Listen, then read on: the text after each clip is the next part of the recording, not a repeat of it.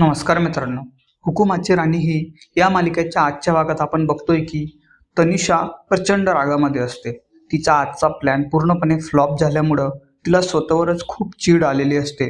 घरात घडलेल्या गोष्टी आणि उजळणीच्या वेळेस झालेला प्रकार तिच्या मनासारखा घडलेला नसतो. त्यामुळे तिचा पारा पूर्णपणे चिडलेला असतो.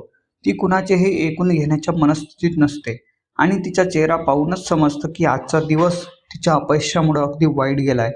तनिषा स्वतःवरचा ताबा पूर्णपणे खोवून बसलेली असते. तिला या गोष्टीवर विश्वासच बसत नसतो की तिचे नियोजन कसे कोलमडले. ती समोरच्या व्यक्तीला सांगते की मी आजवर अनेक गोष्टी अगदी सहज हाताळल्या आहेत, पण आज जे घडलं ते माझ्या खरोखरच धक्कादायक आहे. तिचा हा तीव्र संताप मालिकेच्या पुढील वळणीची जाणीव करून देतो. तिच्या या रागामागे मुख्य कारण इंद्रा असते. तनिषा अगदी क्लिअर शब्दात सांगते की इंद्राला पाहताच माझ्या अंगातील रक्त उसळू लागतं आणि माझा संताप टोकाला पोहोचतो. इंद्राबद्दल तिच्या मनात असलेला हा जळफडाट ती लपवू शकत नाही.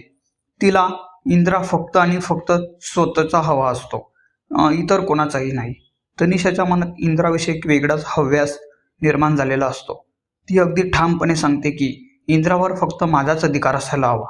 हाच हव्यास तिला सतत नवीन कारस्थान करण्यासाठी प्रवृत्त करतो, ज्यातून ती स्वतःसाठी अडचणी ओढवून घेत असते. तनिषाला जेव्हा तिची सहकारी समजावायचा प्रयत्न करते की तुझा मूड प्लॅन तर यशस्वी झालाय ना, मग तू एवढी का त्रास करून घेते, त्यावर तनिषा आणखी आक्रमक होते.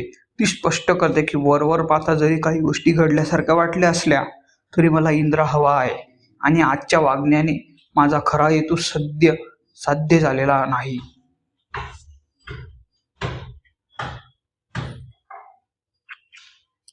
तनिषा पुढं आपला सगळा कट अगदी उघडपणे समोर ठेवते.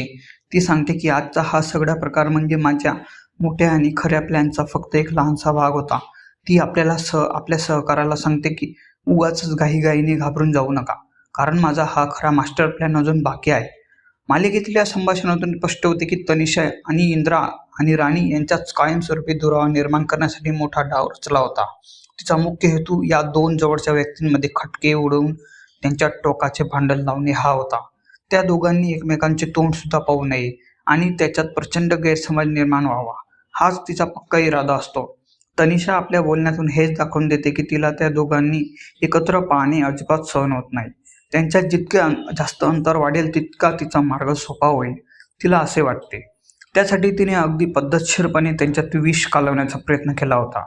तिला फक्त या दोघांची भांडणे लागलेली हवी होती, परंतु आजच्या घडामोडीमध्ये तिचा हाच मोठा डाव अपेक्षेप्रमाणे पूर्णपणे फसला, ज्यामुळे तिला अनावर चीड आलेली होती.